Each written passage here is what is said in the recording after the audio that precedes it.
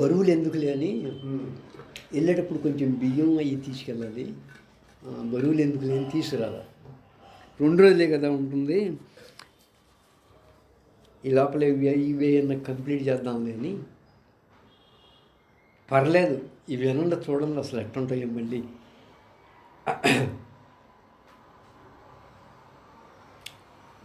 ఆధ్యాత్మికత యొక్క హృదయం ఏకత్వం, ఆధ్యాత్మికతకి ప్రాణం ఏకత్వం. అందుకే గురువుగారు ఏం చెప్తున్నాడంటే శిష్యుడికి, ఓ శిష్య గుర్తుంచుకో, ఆధ్యాత్మికతకి మూలం ఏకత్వం, ఆధ్యాత్మికతకి గుండెకాయ ప్రాణం ఏకత్వం.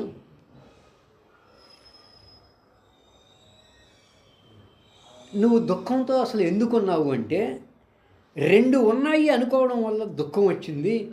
అంటే దుఃఖానికి కారణం 2 ఉన్నాయి అనుకోవడం. 2 ఉన్నాయి అనుకోవడమే ద్వైతం. ద్వైతమే దుఃఖానికి కారణం. అయ్యా, ఈ ద్వైత భావనే అన్ని కష్టాలకి, అన్ని రాగద్వేషాలకి, ఈ అరిషడ్వర్గాలకి అన్నిటికీ కారణం ద్వైత భావన. 2 ఉన్నాయి అనుకోవడమే నీ దుఃఖానికి, నీ బాధకి, నీ ఏడుపుకి కారణం శిష్య. నా అన్యత్ అస్థి భేషం. దీనికి వేరే మందే లేదయ్యా, అసలు దీనికి వేరే మందే లేదు. ఆ భావన పోవడానికి, అంటే ద్వైత భావన పోవడానికి మందే లేదయ్యా. మరి ఎప్పుడు పోతుంది ఆ ద్వైత భావన అంటే, నేను ఏకత్వాన్ని అనుభూతి పొందేవాడిని. ఏకత్వం ఏర్పడినప్పుడు, సమత ఏర్పడినప్పుడు మాత్రమే ఆ ద్వైత భావన పోతుంది.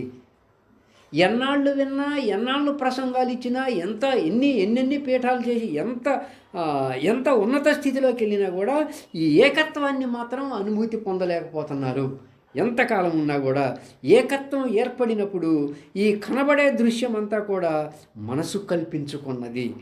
మనసు ఉంటే ఇది ఉంటుంది, మనసు లేకపోతే ఈ దృశ్య భావన ఉండదు. ఇదే మిథ్య అంటే. ఇదంతా మిథ్య అని తెలిసినప్పుడు మాత్రమే ఆ ద్వైత భావన పోతుంది. ఈ దృశ్యమంతా నీ మనసు కల్పించుకుంది. ఎలా కల్పించుకుంది? త్రిపుటిగా కల్పించుకున్నది. నేను వేరు, ఇతరులు వేరు అన్న భావనను తీసుకొస్తుంది ఈ మిథ్యాభావం. ఈ మిథ్యాభావం వల్ల ఈ ద్వైత భావన దుఃఖం కలుగుతుంది మిత్రమా. ఎప్పుడైతే ఆ మిథ్య పోయిందో ఏకత్వం, సమత, సాక్షితత్వం ఏర్పడుతుంది. ఎప్పుడైతే అవి ఏర్పడ్డాయో అప్పుడు మాత్రమే మనకి ఏ దుఃఖము ఉండదు, మృత్యు భయం కూడా ఉండదు.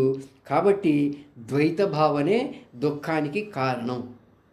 అంటే నువ్వు ఏదన్నా ఒక బాధకి గురవుతున్నావు, నీకేదన్నా ఒక బాధ వచ్చింది, అది శారీరక బాధ కానీ, దేహానికి సంబంధించిన బాధ కానీ, మానసిక బాధ కానీ, ఆర్థిక బాధ కానీ, నువ్వు ఏదైనా ఒక బాధతో, ఒక దుఃఖంతో కుంగిపోతున్నావు అంటే దానికి కారణం ద్వైత భావన. 2 ఉన్నాయి అనుకోవడం వల్ల నువ్వు దుఃఖానికి గురవుతున్నావు. అది మూలంగా చెప్తుంది ఈయన.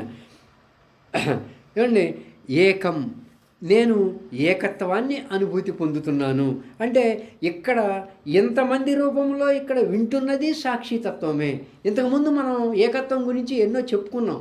అంటే మూల దృష్టితో చూడాలి అని, మహా సూక్ష్మ దృష్టితో చూడాలి అని, త్రికాల దృష్టితో చూడాలి అని మనం ఎన్నో చెప్పుకున్నాం. అంటే నీకు చూడటానికి ఈ నామరూపాల జగత్తు ఏ 2 ఒకటిగా ఉండవు. ఏ 2 రూపాలు, ఏ 2 ఆకారాలు, ఏ 2 వస్తువులు, ఏ 2 వ్యక్తులు ఒకే రకంగా ఉండరు. అంత భిన్నత్వంగా ఉన్నటువంటి ఈ నామరూపాల జగత్తును కూడా నీ దృష్టి మార్చుకుంటే, మహాసూక్ష్మ దృష్టితో, మూల దృష్టితో, త్రికాల దృష్టితో చూసినప్పుడు అంతా ఏకత్వమే తెలుస్తుంది అని మనం ఇంతకుముందు కాన్వర్సేషన్లో చెప్పుకున్నాం మిత్రులారా. అలా ఇక్కడ ఇంతమంది రూపంలో ఇక్కడ వింటున్నది సాక్షి చైతన్యమే. ఒకడెవడో వచ్చి ఇక్కడ కూర్చుని యూట్యూబ్లో చెబుతుందే ఆ సాక్షి చైతన్యమే. వ్యవహార కోసంగా వాడికో పేరు, వీడికో పేరు, మనసు పెట్టుకున్నది అంతవరకే.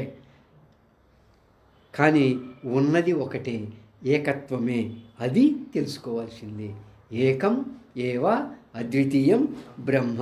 నేను చిత్ స్వరూపాన్ని, నాకు అసలు ఏ మలినాలు లేవు, నా అంతరంగం పరిశుద్ధంగా ఉంది, అలా నేను వేరు ఇతరులు వేరు అన్న ద్వైత భావన ఎక్కడా ఉండకూడదు. ఆ భావన పోవడానికి ఒకే ఒక ఔషధం ఉన్నది.